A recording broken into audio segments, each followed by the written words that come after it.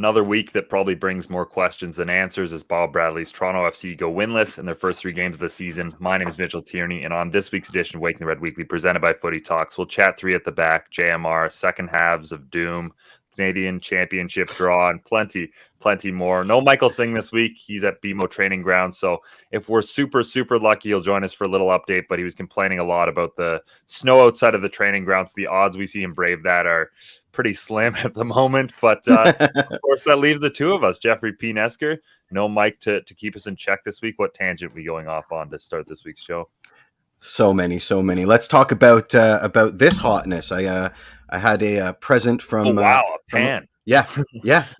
I had a present from one of our super fans, Nikos.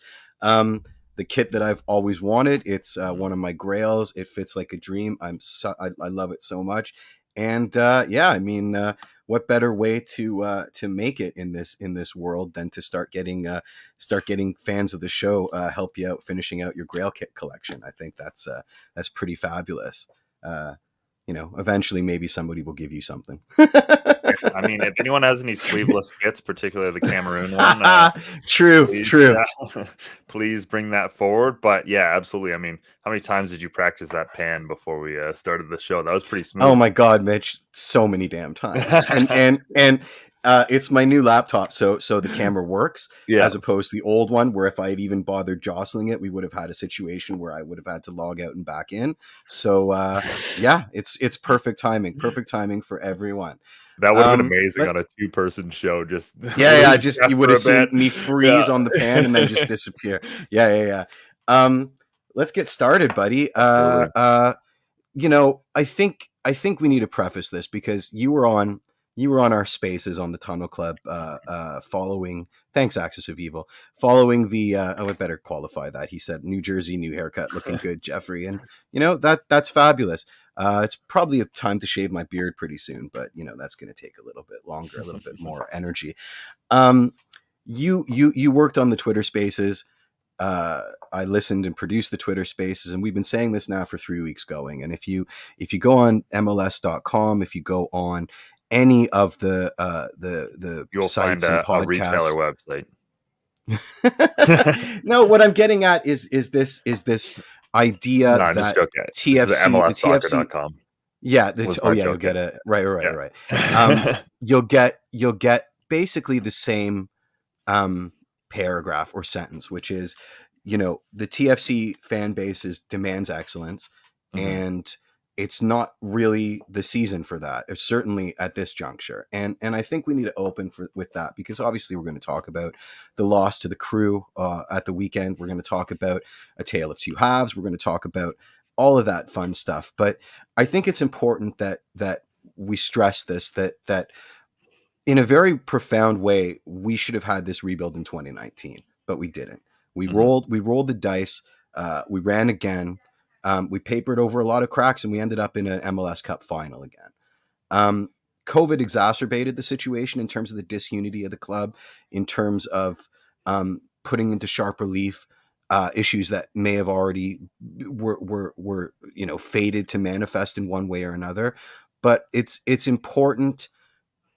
We sound like a broken record, you and I, and pretty much everybody in TFC land when we preach patience, and we're going to do it again. I mean, this is basically going to be another whole hour and so of us preaching patience again. So I think it's important to put it into context. Would you agree, like, that some of these takes are they're starting to sound a bit Atlanta United, a little bit Seattle Sounders, right?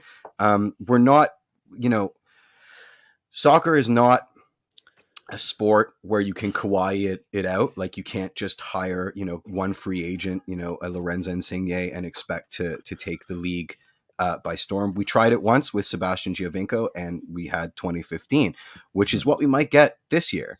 So I think it's important to be measured here because, remember 2017, we had a pretty slow start, Mitch, and people were calling for Vanny out, and that was our winningest season in club history. So it sounds like we're being apologists for losing, and nobody likes to lose, but I do think it's really important to have a certain modicum of patience here as we blood out our team. You know what I'm saying? Well, even on the Kawhi point, like, there was the years of DeRozan before that, who led them Yep. to multiple first, second round exits before they finally got over that hump. So there was all those building years as well. So it's even even if you want to use that example, like there's still the years of building that went into the big transformational franchise moment that we all obviously remember for them. Yep. And yeah, I fully agree. I mean, the fan base seems to be very divided right now. There's those who are, you know, kind of in our vein preaching the patience and measured, and there's those who obviously, and I think it's fair enough considering last season and all the losses, and they just want to see this team win again. And I mean, you know, sports at the end of the day are entertainment. So you Mm-hmm. know, this side hasn't been particularly entertaining over the past couple of years, so I can fully commiserate with a lot of people who want to enjoy watching Toronto FC again. And yeah, that hasn't been I the guess case. my question is this, and I got to get Chris Fung's shot in where he said, "Does Jeff actually know the DeRozan example?" I had to think about it for a second. I do know he's a basketball player.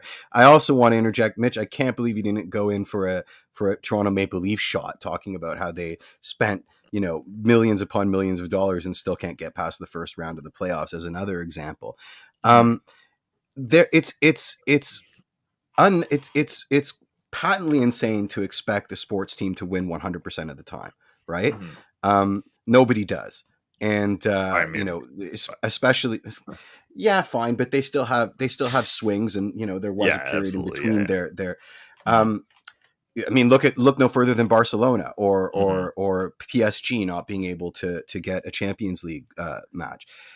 MLS is a league built for parity, and that means that it's even more profoundly difficult for a team to engage in that kind of that dynasty and whatever. And we are coming off two very difficult years, so the expectation that we're just going to massacre the league again is very, very short sighted.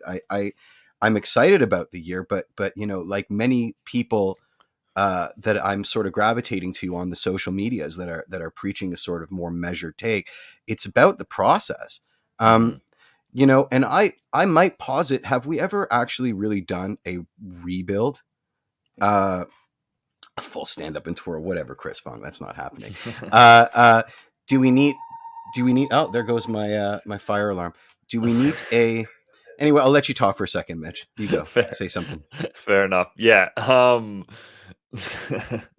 So I mean, yeah, like thinking about the rebuild in general, and everything. Like one of the takes that I saw prevalent on Twitter that was interesting to me was the fact that this team doesn't have enough of those middle roster players to fill out the side, which was very evident, I think, in this past weekend's game. And you know, who they brought off the bench, um who I guess, yeah, the options that Bob Bradley had.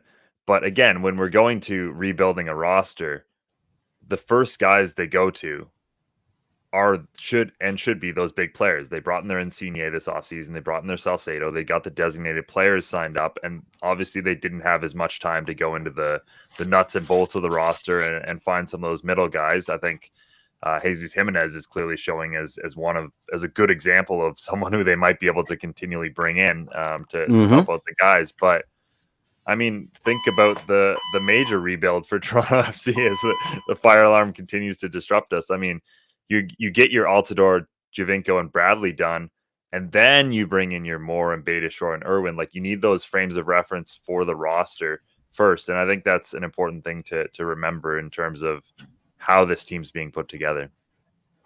Yeah, yeah, and this window is giving us um, a real opportunity to blood these young players in a way that Hmm. we've never really had before. People were screaming for it in the sort of weird middle section in between Armis getting canned last year and Javi being an interim non-interim, right? That was what we were Hmm. screaming for. But there was skin in the game. We still had the Canadian Championship to sort of fight for, and there was no real. This feels much more profound, Hmm. and we're seeing the brutality that I think we all wanted from Bob Bradley. I mean, you have it right here on the rundown, talking about the starting 11, and we all were very concerned when that starting 11 dropped in advance of the game on the weekend. Mm-hmm. I mean, not the least of which was the fact that there were 3 goalkeepers listed. You know, there were 2 on the bench and one between the sticks. Yeah.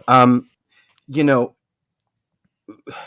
it shows that there is that Bob is willing to make some really tough choices with respect to who he trots out on the field and who gets consistent starts. Mm-hmm. Maybe take me back to that moment. What were you thinking when that lineup dropped? I mean, I know what you were thinking, but the rest of our listeners, what were you thinking? Yeah, I mean, the first thing that stood out to me was he was finally trying that 3 at the back that we've been talking about for a long time, as the 3 center The backs. most And I mean, negative. yeah, but to be fair, it's not like it's negative if you consider it a back 5, but if Mm-hmm. it functions in the way we expect it to function, it allows those fullbacks to be marauding and attacking like the design is for them to be. Then it's not really defensive at all. Then it actually allows those guys to be more forward thinking. So, I mean, that was the first thing that stood out to me. And again, there's been a lot of talk about Bob Bradley being inflexible for some reason through 3 games, because we can decide he's inflexible through 3 games. Mm-hmm. And this was a sign that he's willing to try new things. And this was a clear and positive example of that, I think. And this is something I'm Mm-hmm. hoping to see again this weekend when Salcedo comes in, because it definitely helped them through that first half. But I mean, after that, yeah, there was definitely some concerns as to how many young guys were in the lineup. Yep. Yep. Again, it was first. Actually, no, it was first concern that as to who those center backs were. Then, Yep. oh, they're playing 3 of them. That's good. And one of them's going to be Michael Bradley. Yeah, one of them Yeah. is Michael Bradley. One of them is Caden Chung playing his first ever game as a center back, to our knowledge, Yep. and the other one obviously is McNaughton making his MLS first start. So, yeah, I mean, that was my main takeaways. I mean, in addition to that, it was, well, what's happening to our center back corps? Like, where's ONeal? Mm-hmm. And I mean, he's on the bench, but why isn't he starting? And where's Chris Mavinga? Of course, we found out later, I think within 20 to 25 minutes of the lineup dropping, that he took a knock in training.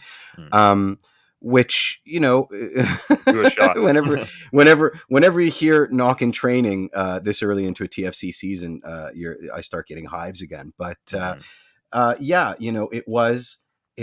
I'm looking at the lineup here. The graphics amazing, but it was a little bit of a shock to the system to see that get trotted out so early in the season. We've got a comment from Will Dunn. I'll just read it out. Mm-hmm. And that was the wrong one because Chris put one in. After the horrid season last year, I think TFC fans are frothing at the mouth for some success. Hard to blame them. The last 2 losses are tough, but the whole realm of things should be expected. Patience is required. So he's basically parroting what we're saying. And, let's just get into it, because we're parroting what he's saying. Yeah. And Chris is saying, look, this team is so young that it's hard to sustain a high level of play. It'll take time for them to learn how to play with the lead and put teams away, which is a very, very fair statement. And then we've got Miles Bartlett, who's a new, and I don't think we've ever put one of his quotes up. And it's almost like a bunch of people who have just picked their favorite teams growing up, surprised they choose Man U, Barca, Madrid, now have a local, and learning what being a supporter really means. I mean, that language is a bit aggressive, but I would agree with you. It's easy to when you don't, when it's not your local team, it's easy to gloss over the bad times and just remember the good times, right? I'm sure there are a lot of casual fans of Toronto FC that only remember the championship parade and Sebastian Giovinco. But when you're in it like we are, you tend to remember some of the crappier times in tandem. And so, yeah, it just, it's a matter of you get what you put out, you get what you put in. And, we're putting a lot of energy into TFC. So naturally we're going to be more upset when we don't get our comeuppance from that influx of energy, or whatever the hell I was just saying. Let's get into it. So for me, when I caught the lineup, in addition to the concerns, I mean, obviously, the first thing that screamed out to me was starts for the two CPL boys. And as someone who's a massive Canadians fan of the league, 7 Canadians in general, did we ever find out if that was a record? I know there was some back and forth between our friend Martin Bailey and some of our favorite Twitter people, but I don't think there was ever an answer as to whether that was a TFC record or an MLS record. It's certainly a lot for an MLS game. It's not a Can Champ game. Stop it, Chris. So yeah, I mean, I was excited to see the CPL boys get trotted out for their first starts. Of course, once I started doing the process of elimination and realized that they were putting Caden Chung in as a center back, I was starting to worry. And, you know, I did the game thread and I was pretty pessimistic. I think I threw out a whole lot of pessimistic tweets, and the game thread itself was a lot of posts about how we were about to get schooled by Columbus, et cetera, ad infinitum. And then the first half happens and we weren't. We looked fabulous out there in a really profound way. I mean, like you were saying, that 3 at the back allowed our fullbacks the time and the space to get up and down the pitch and cause havoc. It kind of unclogged the midfield and allowed for a way less central game, because our midfield was getting there's Mike Singh. Our midfield was getting sort of massacred in the first 2 games, and we actually got a really nice goal as a consequence. What were your thoughts on the first half, Mitch? Yeah, I think again, we're talking about the 3 backs and the width that provided Toronto FC. It just frees up Pozuelo to do Pozuelo things. Like, it allows him a little bit more space now that there's these threats out wide, and I think that's going to be a key going forward, because we obviously know how important Pozuelo is going to be to this first half of the season. Toronto FC need him to be on the ball. They need him to be on the ball in dangerous situations. And look, you get him on the ball in a good spot out wide, and perfect cross, 1-0. A couple of other opportunities where you get him in the ball in good areas, and should have been 2, maybe even 3-0 at some points in that first half. And we can talk a little bit about them not finishing their chances there. But I think I do think that, yeah, that wider approach is going to pay dividends through the midfield, and especially in terms of Pozuelo, who again is just so critical to everything this team does offensively. Now, this doesn't concern you, because obviously we saw Paz playing in a freer role that he's used to, which suggests that maybe the experiment of Paz with more defensive responsibilities as a kind of hybrid 8-10 has already been categorized as a failure. Would you agree or disagree with that? Again, 3 games, so I don't know if I agree with that just yet. I think they're trying different looks in that midfield, and obviously when you take Bradley and put him as a center back, you're opening up another spot there, and they figured Akello would play there, and I thought he wasn't terrible. He didn't have his best performance, and obviously no, Priso wasn't great either once he came on. But again, that's someone coming back from a pretty major injury. So again, our word of the day: patience with with Ralph Priso as he works through that.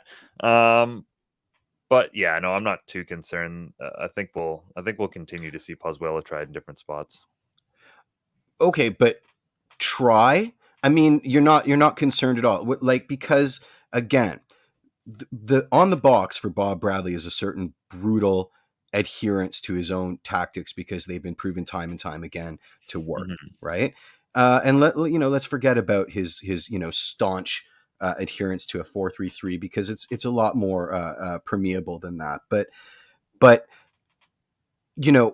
this is an example. And again, small sample size early in the season, but you can't not see this as an example of maybe Bob saying, maybe on paper that was a good idea, but in practice, this guy's a pure 10 in a free role, and that's just the way we've got to roll with it. Do you see that as a positive or as a negative, or is it somewhere in the gray area background by which you're occupying on the community kit right now to all the viewers?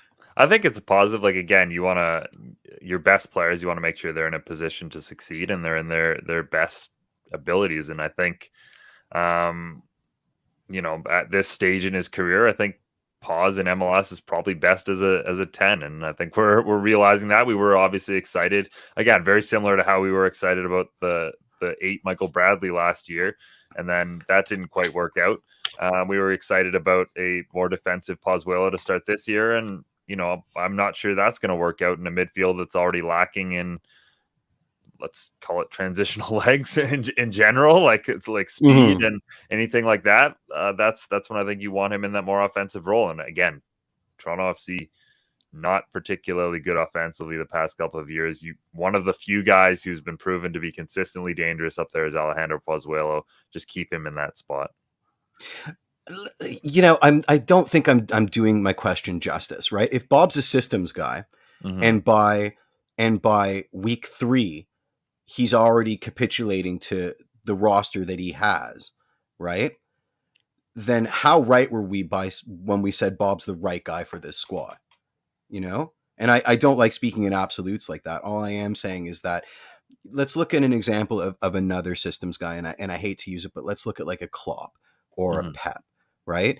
Or even a Sir Alex, right? At the outset, they were such systems guys that they and their fan bases were willing to suffer. Well, not willing to. Nobody's willing to, but their fan bases and their team suffered through seasons of it not necessarily working until it did, right? So, are we okay with stopgap measures? Understanding that this isn't the Prem and you can't buy your way into a new squad, and that rebuilds are going to take a while, and that our transfer windows, especially the off-season transfer windows, tend to fall at bad times for the rest of the leagues, including Europe. So we're not getting the pick of the crop here in terms of players that we can bring in for free without unloading huge transfer fees.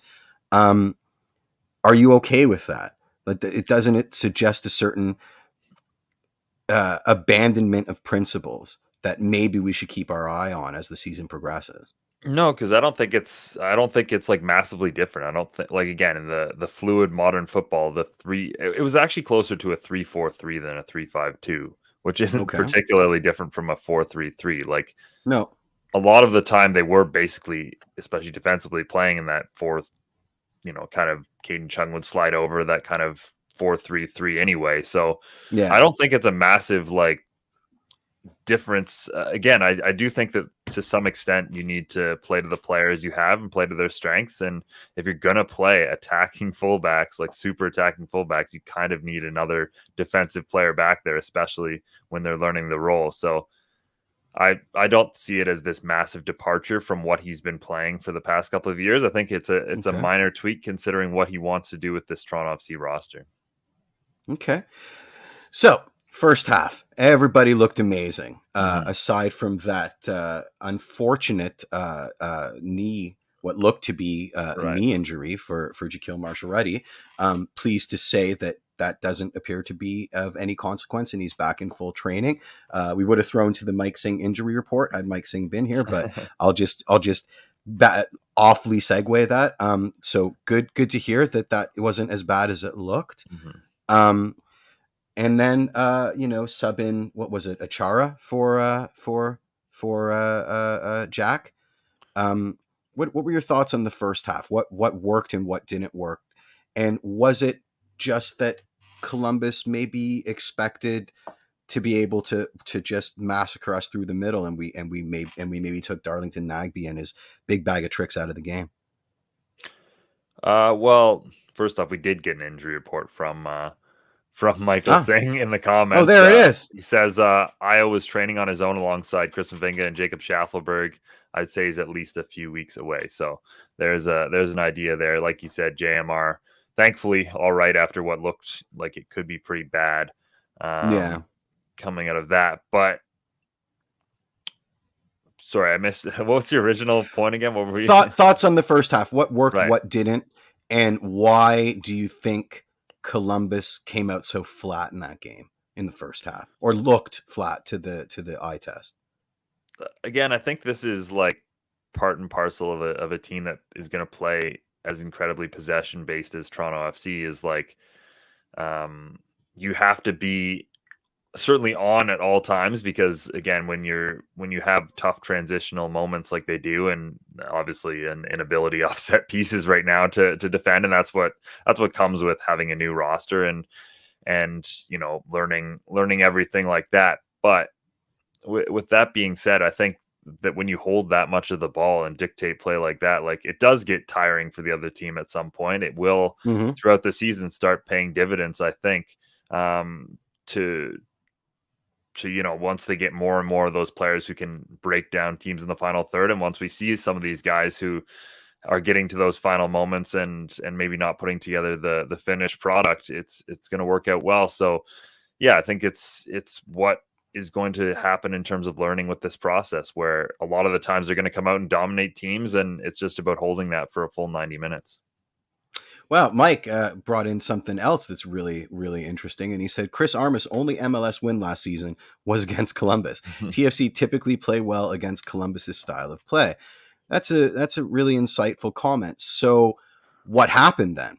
If that's the case, and that first half was to be expected, not the delicious and delightful surprise that it was, what happened in the second half? Was it that free kick awarded on a very soft call that led to the equalizer that completely undid the team? Was it simply a motivation issue? I think it was like, again, especially with so many young players in the side, I think it was the difficulty of putting together a full 90 minutes and staying fully focused and engaged through that full 90. And I think there's, I don't like want to single out one guy, because I think you can use this as a microcosm for the entire team. But Sure. the guy for me was Jaden Nelson, where first half he's running through everybody. I mean, this is a guy who on the ball looks incredible this season. He's so much more confident. He's beating guys for fun. Obviously, we'd love to see him put it together in the final third, but I think when you get into those positions, as often as Jaden Nelson has this season, like eventually it's going to start coming off, and he's going to start scoring and getting some meaningful assists as well. But with that being said, he's kind of at fault for both those goals a little bit. Like the first goal, he's got to close that down faster and with more commitment, and that's just turning off ever so slightly. And the second goal, I mean, look, everyone lost that man, but that was in theory Jaden Nelson's man. I mean, if there's one guy at the back post and 5 Toronto FC defenders, like you can't fully blame that on Jaden Nelson, but that was still his guy. So it's just that's an example of these young players still learning their craft, and over a full 90 minutes switching off for those minor moments is going to cost you. Now, what I mean, again, it's pretty obvious, but you'll never find me on a soccer pitch, but you are there often. How easy is it to turn off during restarts? Like, is it just a matter of that, like you're running at pace, and then that 2 seconds where you're waiting for the whistle, you just suddenly like all the voices come in, or you're catching your breath, or whatever the case may be? Is it as simple as that, to lose that focus during restarts and set plays? Yeah. Oh no, it's pretty easy. Like especially on a new team where you're like not communicating.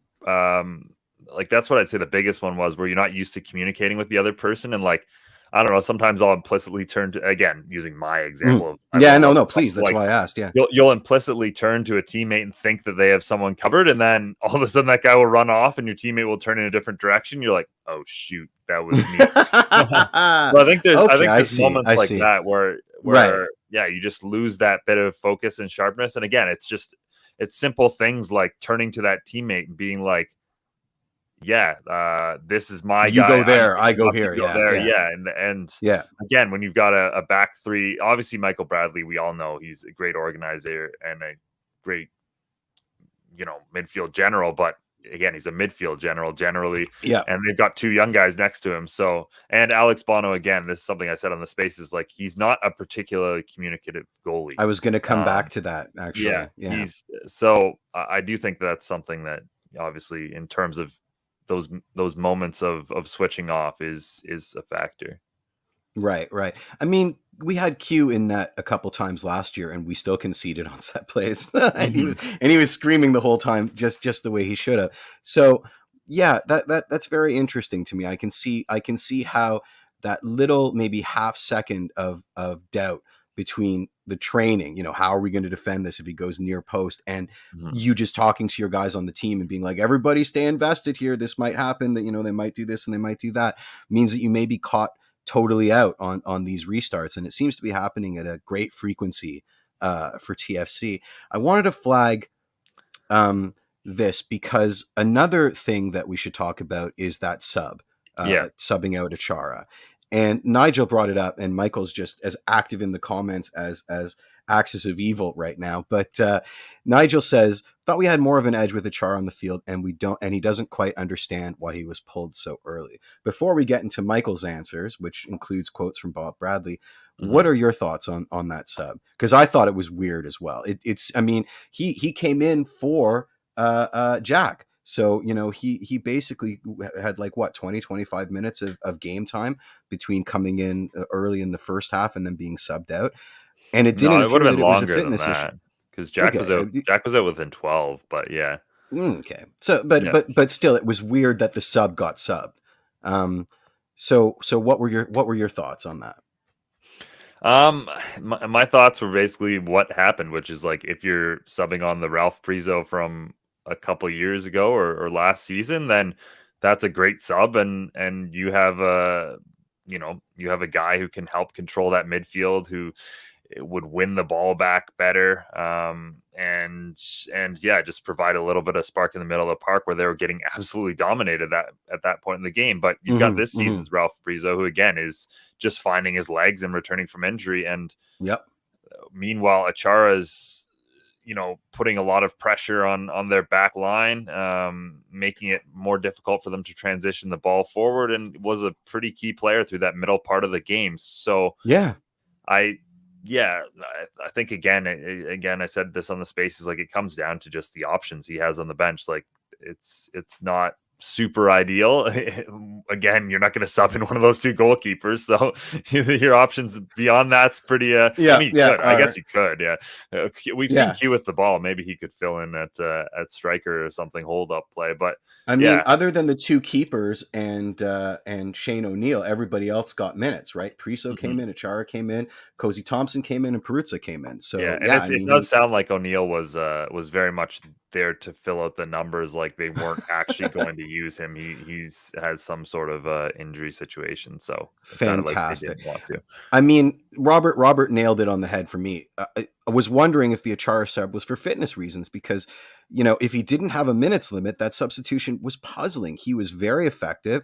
He was direct. He had pace.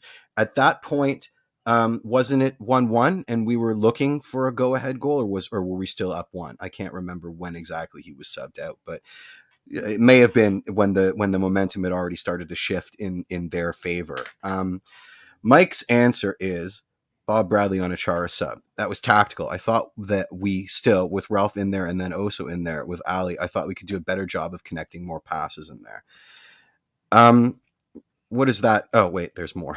And that was going to allow us to establish greater control. That was a pretty spectacular failure then. Would you agree? Yeah, again, I think based on just where Priso is at this stage, and it does make sense as an idea, though, in the sense that that is how Toronto FC, again, if you want to go back to the Bob Bradley system and what he wants to play this season, that is how Toronto FC wants to establish controls in game, is have the ball and be able to contain possession, keep possession. Very clearly, that was something that they were having all kinds of problems with in that second half, was they couldn't connect passes at all throughout that game. So Priso is a player that, is in kind of the Marky Delgado role, slightly more vertical than Marky Delgado, can connect those passes and is good at keeping the ball. So in that sense, I think it does make sense. But again, it's just the guy. Hindsight is always 20/20. Yeah. And it sure as hell looked like they took the major attacking spark off the side and then, actually became negative and invited the kind of pressure. And then look what happened. So who was your man of the match? I think still probably paused. Like again, in terms of the influence he had, and all of Toronto FC's dangerous moments essentially were made by Alejandro Pozuelo. I think it has to be him. But again, we didn't get a full 90 from Paz. He definitely switched off in that second half and had some really tough moments of not being able to keep the ball and not necessarily tracking back in the best way. So I think again, man of the match and sums up the match. Yeah. Robert agrees with you. I would agree with you as well, other than the fact that my eyes were entirely on the CPL kids and they looked amazing in the first half. They had moments in the second half, but they obviously looked like the wind kind of came out of their sails a little bit, and that was entirely a team based problem. Michael Singh, Paws had 5 key passes, more than the rest of the team combined, and also led the team in tackles, 6. That is an interesting stat because the key passes, I mean, that's Paws being Paws, but the tackles, 6 of them. I mean, I opened up by saying we didn't see a lot of defensive responsibility from Paws, and here we go. The stats don't lie. He was first on the team. So how do you equate those two polls? Like, what's going on? Are our eyes deceiving us? Because it would suggest that they obviously are. I think he just needs more memorable tackles. Like, I want him to make those tackles that get him suspended a couple weeks later. Yeah. Or the one that made you squeal. It wasn't really a tackle as much as it was just a really nice bit of individual skill when he came up the middle in that MLS Cup 2019 and just undressed all of Seattle in one go. Yvonne is saying Petrasso or Jesus Jimenez, and I think who do you want to talk about first, Petrasso or Jesus? Let's talk about Petrasso just because he's been such a nice, pleasant surprise this season. I know. I mean, to our point, like, Luca Petrasso is a guy that maybe doesn't even get a minute for Toronto FC this season if they have have a more stable, veteran-laden roster. And now you're getting a player who looks like he could be a pretty consistent contributor for this team this season. And I mean, I said it on the spaces, like, Luca Petrasso is not a guy in terms of all of their kind of young player signings. There was a lot of players who I'd have ahead of Petrasso in terms of, raw talent and ceiling. But there's some guys who just get to that pro level and just, for whatever reason, when the level gets better, when the teammates around them get better, they have that. And I thought it was apt, yeah. That tactical smartness and that ability to combine well with players, and we've seen that. I mean, Petrasso's a guy who stepped in and instantly formed a connection with Pozuelo and Jesus Jimenez, who are obviously 2 of the most important players for TFC so far this season. And yeah, I've been incredibly impressed with what he's brought. And what is that? If you had to give me an elevator pitch, right? You're now Luca Petrasso's agent and you're negotiating his big move to Europe. How would you sell him to me?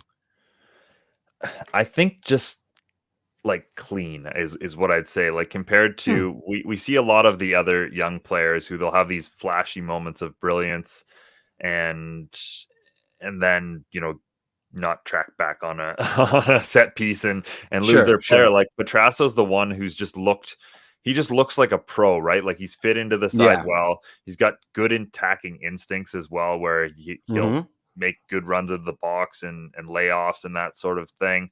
So I think he's one of those players. And again, you need so many of these players in your team that will just give you a 7 out of 10 every game, no matter what. Yeah. And Petrasso looks to all these young guys. Well, again, he's played 2 games, so I don't want to go there. But through those 2 games, you're not building a statue yet. Yeah.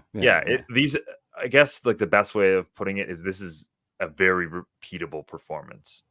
You can see him doing this week in, week out, and I think that's important. And you can see him improving. You can see a pathway to maybe an 8 out of 10 or a 9 out of 10 sort of situation, because he's pretty explosive. I mean, some of his moves are of the variety, right? It's he's not invisible out there. I mean, this is why so much ink is being spilt on Luca Petrasso. And would you say it's just luck that he seems to be shining brightest at this sort of early stage where everybody's kind of messy, or is that a reflection of the player, right? Does that speak to his character and his skill and his ability that you can plug him in a situation such as this and you get a solid 7 out of 10? I think it's more to the latter. Like, I do think that this is a good, like, a nice surprise for Toronto FC to have this season, where they have a guy who can fill in at multiple roles along that kind of left-hand side, and they have a new depth player that they didn't think they had. So I think as more solid players come in, like, this is a guy who's shown he can fit in well in multiple roles and will be helpful for this team. Now, why wouldn't he start over Schaff at this point? I guess experience at that point, like Schaff again, Well, I think deserves to come back into the team considering what he did last season. Um, but yeah, no, I mean, honestly, I think we might see them starting together more often than not for the first little bit of the season. Obviously, we know that that might not be the case going forward, but yeah, no, I think Schaff still deserves a chance considering what he did last season and some of that upside he has in terms of his speed. yeah. I mean, Yvonne is saying Schaffelberg has lost his spot. To be honest, I don't think and anyone's Michael lost is their saying spot 3 games in a season. no, I don't either. And Michael is saying I don't think TFC love Petrasso at left back, which is fair. Mhm, The fact that he's a two-way player in a sea, a young two-way player in a sea of young players that are adapting to new positions and seem to not at all be two-way in any way, shape, and form at the mhm. moment, has opened up an opportunity for him, I think. And again, I can't speak as to where TFC see him, um, and as to whether they see him as a starter or a depth piece. But he has been very, very surprising. And to segue into another big surprise, let's talk about Jesus Jimenez, because I have really enjoyed watching this player up front for us. He's crafty, he's tricky, he's very disciplined. His work rate is pretty fantastic. I didn't see him fade. I thought his body language was absolutely terrific with respect to the second half where he was getting no service. I didn't think he was coming that far back as to make us lose our shape entirely. I do think he was chasing the ball a little bit, but show me a number 9 that isn't going to chase when they're not Mhm. getting any service. I wonder what your thoughts on Jesus is three games in, and of course the preseason beauty goal. Yeah, I'd say first off, very, very good. Like I think so far this season he's been the most impressive Toronto FC player, no question, in terms of just Mm-hmm. consistently being dangerous and turning in good performances. What I will say is I think the more and more I see him and his long-term role with this team, I think he's a wide player. I think that that's Really? where he's going to operate best in this Toronto FC Hmm. side because I still think they need IO or someone like that who can just hold up that ball a little bit better and win some of Hmm. those the second half again. Like I thought he did a solid enough job, but he's a guy who looks to quickly play the ball Yep. off and turn it the other way, whereas someone like IO would maybe hold it a little bit longer, allow his team to get back into shape and yeah, that pay dividends. Again, he did that very well. Like he wasn't losing the ball when he was making those quick moments happen, Sure. Sure. but some of his teammates just weren't ready to spring forward the other way, and then that causes issues in terms of again what we saw in that second half where they continually got the ball just thrown back at them. So I do think that probably long term he's a wider player for TFC. We'll see if that actually ends up being the case, but again, nothing but good things to say for. This fills me with existential dread because for so long we had no wingers. And now it Yeah, appears we have way too many wingers. Like, I mean, Yvonne that's is never a saying what bad thing. happened to DeAndre. Is it because this is it's a salary cap league Mhm. parity. There's only 11 players on. This isn't like the Canadian men's national team where you've got guys that are on the bench, or the Spanish national team, which I just read about in that awesome book. Where bench players or guys that didn't get minutes were happy to not get minutes because they were there for the team spirit, right? This is these young guys want minutes, Mhm. and now it seems like guys that were are functioning just fine in the number 9, we're moving them over and throwing guys that aren't getting minutes at all already even further down the depth chart. So because Achara is a Yeah. winger that occasionally plays striker, and now Jimenez is going to be a striker that occasionally plays winger. Our wingers are being promoted to wing backs and outside backs because we've got too many damn wingers and not enough fullbacks. Um, I mean, it's interesting because had if we could build a time machine and bring Greg Vanney to this squad in 2019, I think he'd explode. He'd be like, oh my god, I wanted wingers, and now all I have is wingers. Um, but Yvonne raises a good point. What's going on with DeAndre Kerr? No idea. I mean, that's a bit surprising that he was a guy who Bob Bradley, had highlighted throughout preseason and put him in the roster. Not sure if there's an injury there. Was he even on the bench for the No, game against? No, he wasn't. So I'm not no, he sure if was not. potentially there's an injury there because again, this was a guy who we saw start throughout preseason and obviously started that first game of the year. And I don't think considering how much leniency Bradley's had with, yeah, I think he had a knock Mike last says you game. think he had a Okay. knock last game. Good. Yeah. So considering how much leniency um, Bradley's had with a number of the other young players, like I don't think 45 minutes is enough to just discount Kerr. So I think we'll see him again. Yeah, I should hope Yeah. so. Because I don't like what it says.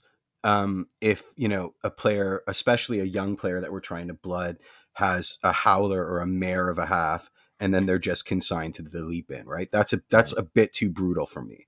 I'd like to see more, and I mean he certainly didn't light the world on fire in that 45 minutes that No. we trotted him out for, but to put a rubber stamp on his career and send him off to the glue factory after 45 minutes is probably not smart either. According to Michael, he was in full training again today, which is a positive. Mm-hmm. Who didn't impress? I mean, you already said Jaden Nelson kind of fell No, off a cliff. I didn't think he. Again, I don't want to make that seem. I thought Jaden Nelson was better than better than average. Like I still think he had a solid overall performance. I just wanted to highlight those as kind of a microcosm of what happened to the entire team. Again, I didn't think Okello had the best game. I think I've been a little disappointed with Oso so far this season, to be honest. I don't think he's been up to his Canadian men's national team standard, and I think that will take time. Like again, the midfield has looked different almost every game. So yeah. I think that Oso will get back up to there at some point this season, hopefully. But yeah, I don't know. I don't think there was too many like brutal performances. I thought it was the best or like pretty good overall. But yeah, I guess those were two guys who have like the middle of the park wasn't great this game. Do you think this is going to be a problem for Oso, adapting to his different roles on the national side versus the club side? I mean, again, to quote from the Spain book that I just finished, that was an issue with Xavi, between how he was expected to line up for Barcelona and how he was expected to line up for Del Bosque Spain in the 2012 Euro Cup. And it was a source of much issue with him as that tournament went on. Do you think that really can do a number on a player if they're not careful, having to sort of be responsible for different things for club and country?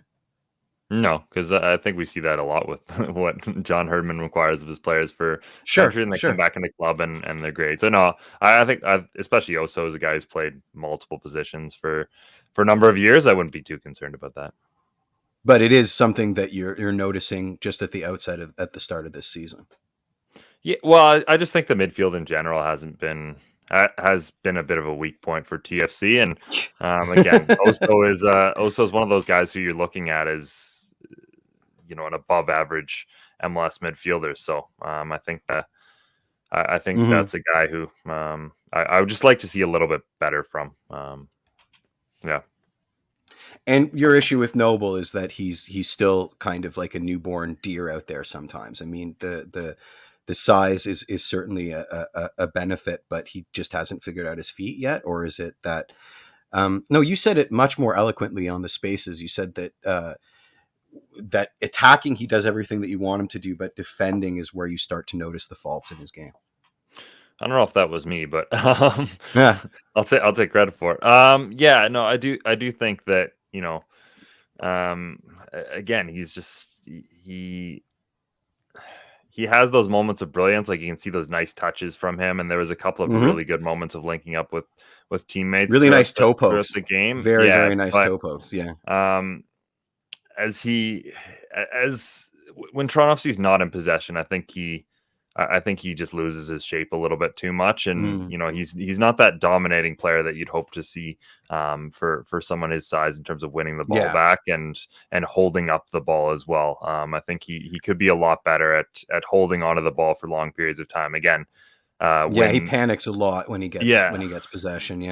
When he can make those quick passes, which are great and which are going to pay a lot of dividends going long term. And again, that's the strength of his game, but you also have to, and we've seen Bradley how well he's done it for years, and again, sometimes in recent years to the detriment of the team, is how long he holds onto that ball and how much he's able to hold onto that ball. So that's a skill that I think Noble's got to learn. I mean, axis of evil. He's to type. He said it, and I wanted to bring it up, but I also don't want to cry. Yeah, Marky Delgado would sure look good. Sure look good. No, I mean, know what he means. Would sure look good in the lineup right now. Marky's having a lights out season at Galaxy right now. I mean, again, small sample size, but what's his pass conversion rate? Like 400,000%, I believe I read. Yeah. Oh man, 87. Gosh, goodness. So Robert is saying, Okello, credit should be given to a notable increase in fitness. Positionally, there's room for improvement. I think that's what we're saying. We just want him to be that ball destroying six so badly. You know what I mean? I think you look at the player and you're like, oh my God, if he can figure out, like, nobody is ever going to get past our midfield ever again. Like if they keep it on the floor, it's over for them. And I think that's, once again, patience, right?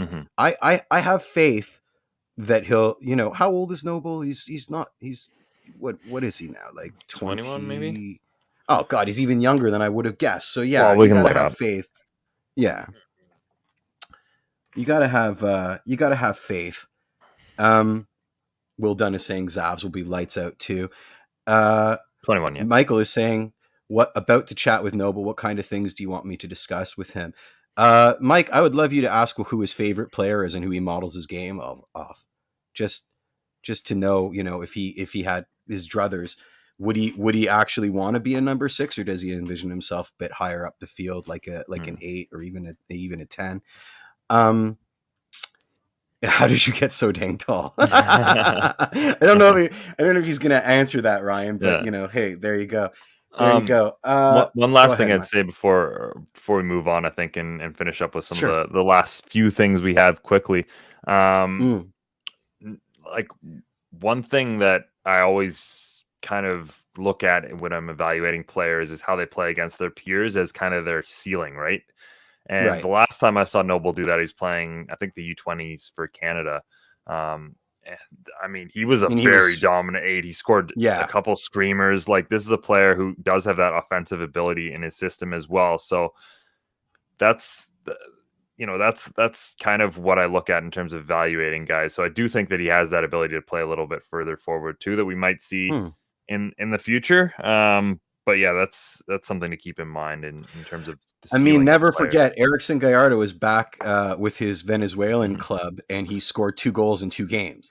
Yeah. So, that could be a blessing and a curse, right? Obviously, at his age level, and I think Gallardo, to quote one of my favorite Waking the Red quotes, is a fully baked cake at this point, and Noble Okello is not.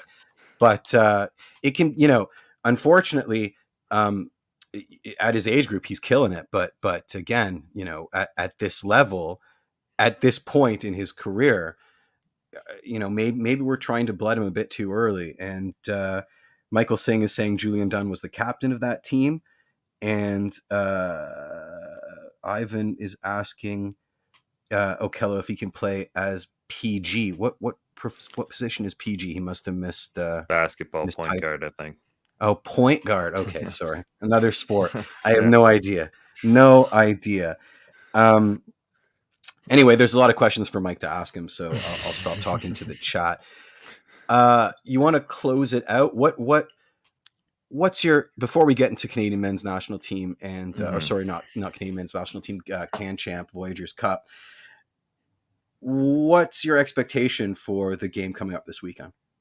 DC United. Back home at the barn, back in our barn. Again, we bring up the spaces a lot on the show, so go back and listen to that. But I think this is a massive game for Toronto FC. I mean, DC Kind of hard to say what they've been through 3 games this season. They have 2 wins, but they came against Charlotte and Cincinnati, and they really struggled to beat Cincinnati and then lost 2-0 to the Chicago Fire this past weekend. The things I'll be looking at, I think, is it's another tough defensive assignment. I mean, you've got Ola Kamara, who's a well-known goal scorer in this league, and Michael Estrada as well, who's a very good attacker as well, and a designated player. So, and Griffin Yao off the bench, who definitely introduced himself to the CFC last season. But I think this is a big game because you've got the international break coming up, and if you can carry momentum into that, then that's makes this start to the season look a lot better.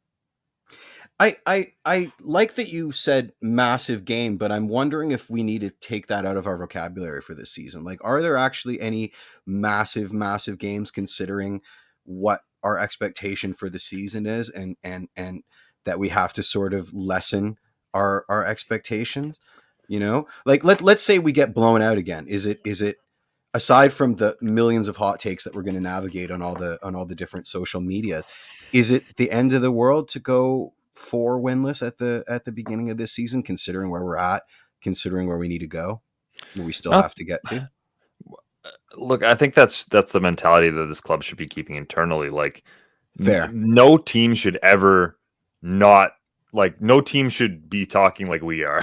Like, we can be the ones who are measured. Truth. And wow, that's a very, very good point, Mitch. Like, we can be the ones who are preaching patience and that sort of thing. But internally, like, these teams are, like, they want to go out and try this TFC team. Like, they'll believe that they're going to get Lorenzo Insigne and pull Seattle. Like, they're going to win MLS Cup. And you know what? They want to be better than that Seattle team was at that stage in the season. They believe that they can. So, as much as we're talking about this being a process, like, internally, I think this team really is going to want to get their first home win in sometime this week. Yeah, fair.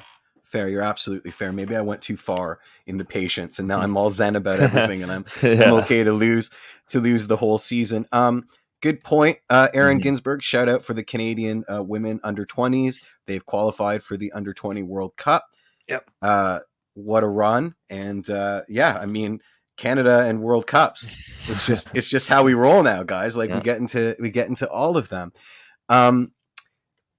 Let me see. 60. So Robert is saying 67 minutes of good, and then 30 minutes of, oh God, boys, hold it down. I think I'd be okay with that. If we had a half and change, maybe another 15 minutes of the second half of just total new school TFC dominance, followed by squeaky bum time extremists, I think I'd be okay with that result. And if we struggle through a draw or even gasp lose again, I think I'd be fine with it. Because, you know, I think I can speak for the fan base. Nobody expected that first half in that Columbus game, and that was a wonderful 45 minutes to be a TFC fan. I honestly think that first half, I think, has added to the reaction to the second half, because it was like, I think everyone was so fired up as to how well they played in that first half that once the second half happened, like, everyone was that much more ticked off because they'd seen what Toronto FC seen a glimmer, a glimmer, and then all of a sudden it was taken away from them, and we had that kind of brutal second half. So, like, everyone's adrenaline was on a high, and then obviously you're going to get more ticked off when you see that second half. I certainly did. I think, I think that played into it a lot. Very, very, very fair. Very, very, very fair. And I think your shout for this home game is necessary. I think, you know, it probably behooves us to have that polite gallows humor distance from the team moving forward, especially for this first first third of the season.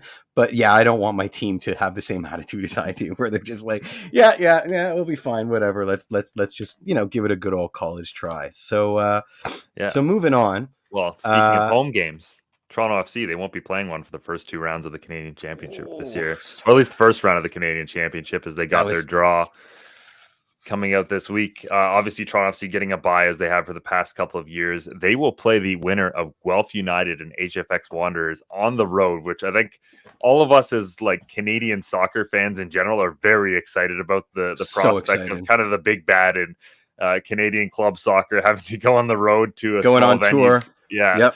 The other matchups in that first round, the El Clasico, we're going to see Cavalry play against FC Edmonton. We're going to see Forge take on Montreal Outremont, who is the PLSQ champion. Vancouver, they're going to take on Valor, and Atletico Ottawa against York United. CF Montreal, of course, the winners, and Pacific, they're moving on to the next round already. They get the bye, with TFC.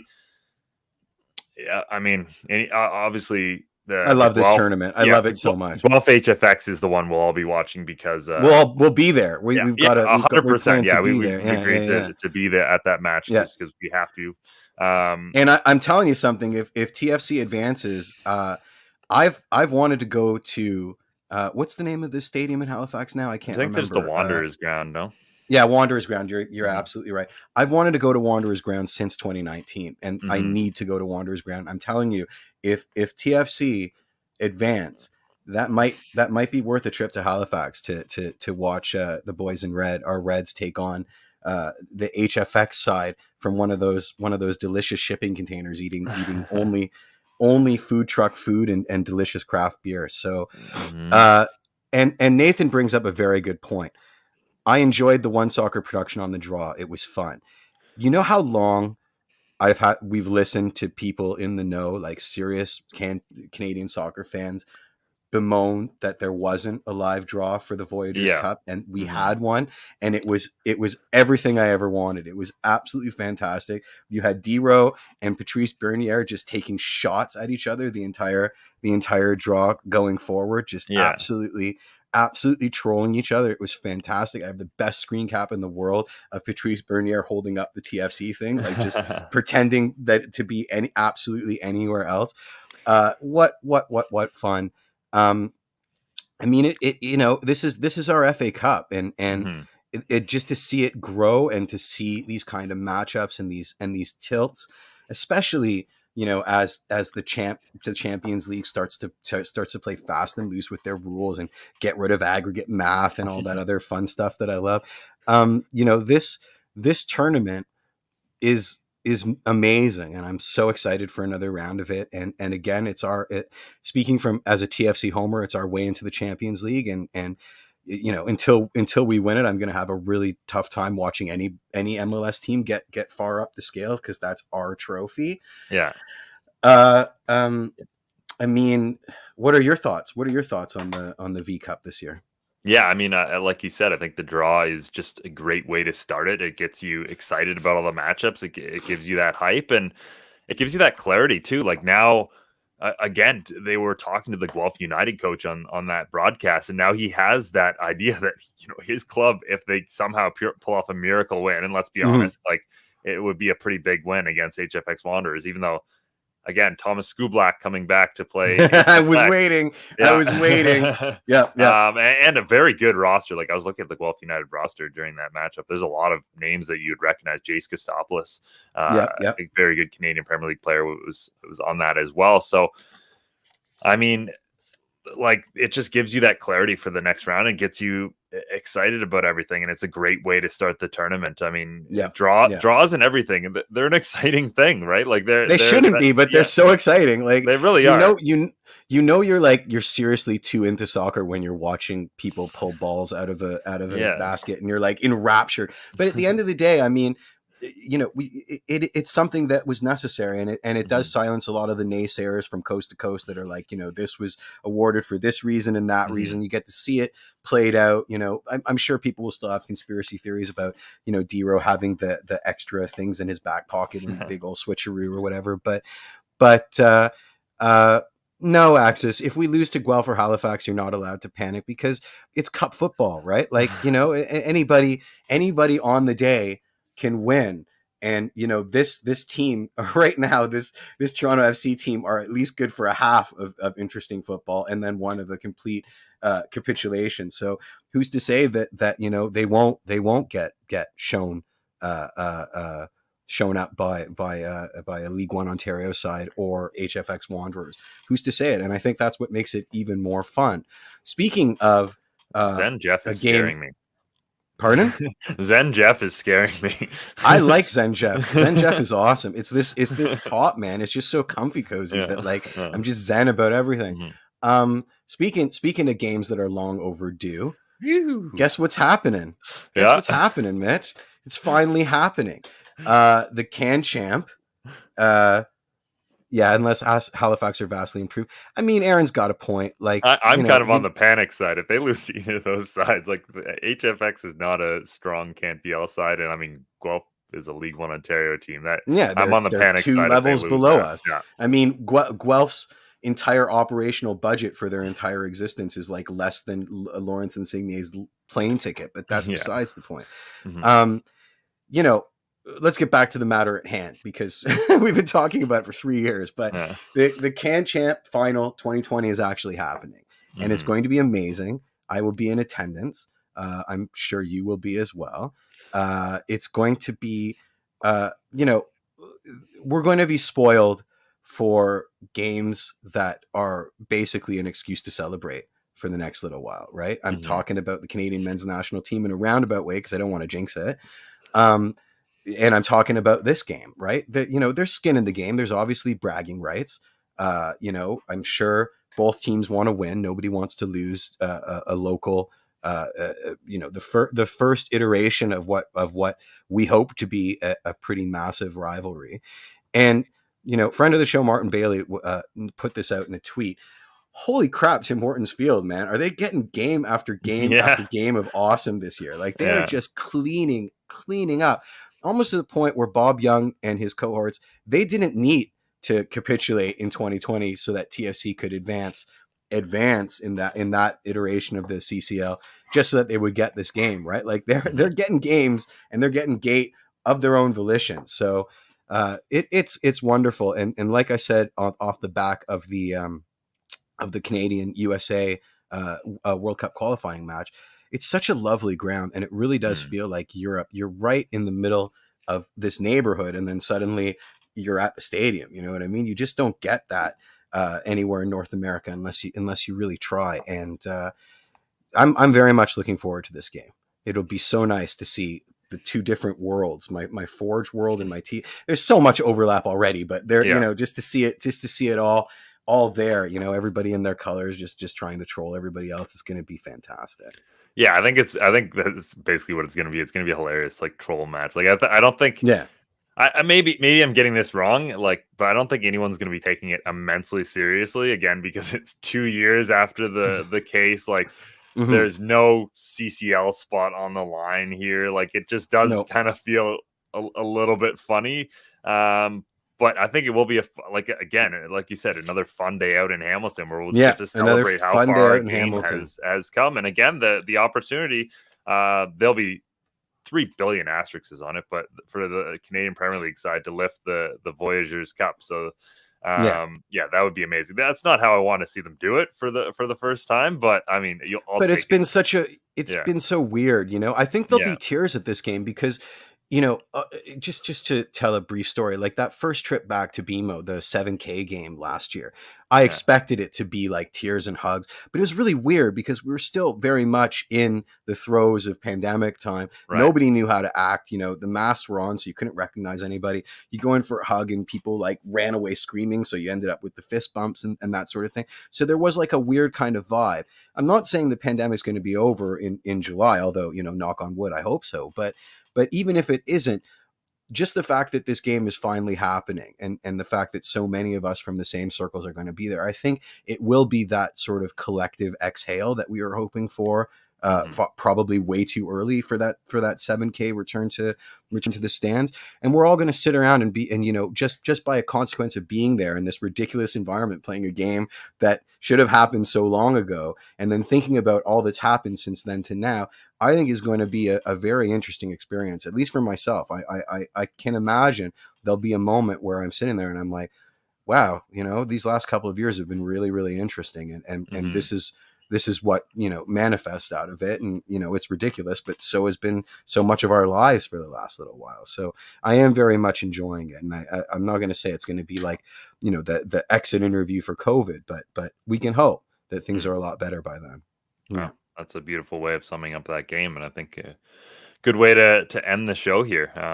We've gone on a bunch of different topics today. We went on. That's what happens when we tangent. Yeah, just the two of us today. So we got on to a lot of stuff, but I think a lot of good discussion. And again, I mean, absolutely, I'm excited again for the game this weekend. And it's been at least more entertaining season so far, I'd say. I mean, you said it best, and you keep saying it in private chats and on spaces and to pretty much anybody that will ever listen. The team is fun to watch, right? It last year wasn't fun to watch. Certainly the second half felt a little PTSD because we're like, oh man, oh no. But the team is fun to watch, and this not knowing where we're going to end up, it's interesting and giving and finally blooding our academy, this ballyhooed academy. The net positives are fabulous, even if there's a whole lot of net negatives at the same time, right? There's no such thing as perfect. Yep, absolutely. Well, next week hopefully we'll have Michael back, as well as a special return guest, so you can look forward to that. Thank you all for listening. Once again, check out the Twitter Spaces that we'll have post DC United match. That's a home game, so it will be the next day, as no one wants to hear Jeff after he's had all of his ciders in his nearby area. I'm not even going to be at the game this weekend. Wow. I'm going on vacation. So right. I may watch it, and I may just watch the highlights because I'll be busy doing music things. And I love highlights, Jeff, that we're going to get on the show. Yeah. Like, my deep analysis. Yeah. Attacking midfielder. Michael Petrasso was so good. Again, Nikos, thank you so much for this kit, man. Like, it's a grail kit of mine, and I've been doing backflips all week, wearing it around the house, checking out my reflection in mirrors and stuff like that. So thank you very much. You made me a very happy person. Absolutely. We never got the twirl, but we still appreciate the pan and everything else that we got from that kit. I'm Mitchell Tierney on behalf of Jeffrey P. Nesker. Till next Tuesday. Oh man. Oh no, yeah. You had so much fun.